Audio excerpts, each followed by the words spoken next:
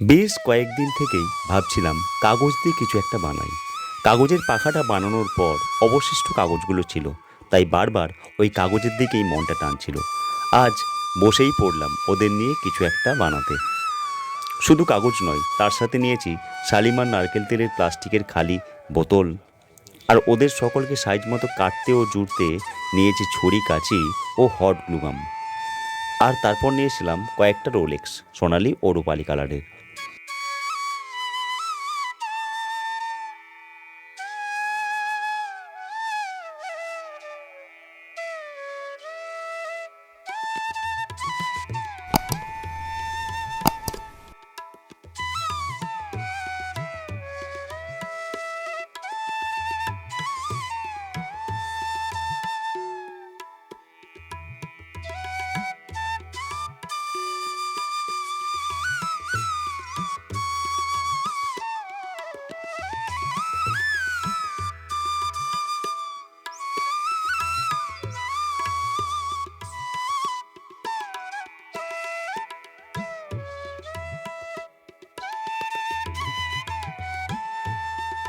একের পর এক এইভাবে কাটলাম, ভাঁজ করলাম, জুড়লাম।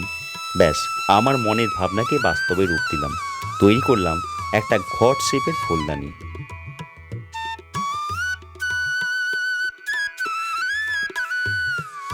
এটা কাগজের হলেও এর মধ্যে জল দিয়ে আপনারা অরিজিনাল ফুল রেখে ঘর সাজাতে পারবেন। কেননা এটা বানানোর সময় আমি নারকেল তেলের খালি বোতলটা সেভাবেই সেট করেছি, যাতে জল দিয়ে অরিজিনাল ফুল রাখা যায়।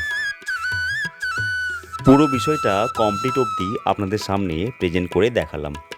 আজ আমার এই ঘট শেপের কাগজের ফুলদানিটা আপনাদের কেমন লাগবে জানি না, তবুও আপনাদের যাতে ভালো লাগে সেভাবেই যত্ন নিয়ে বানালাম।